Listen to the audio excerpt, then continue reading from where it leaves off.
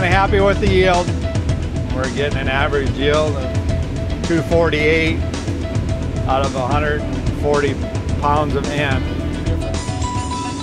We're in northeast Nebraska, north of West Point, and we applied 140 pounds of N on last fall in December, and Exactrix gets it all even all the way across the toolbar, and with the Mustang openers that never left a ridge through the field, did a real nice job, and everything's been turning out pretty good, pretty satisfied with all the Exactrix. Being even all the way across the toolbar allows you to have a little less nitrogen on because it's all equal across the bar and even distributed. It just does a better job when everything's all equal all the way across. It varies from about 240 to 260, 270 going through the field.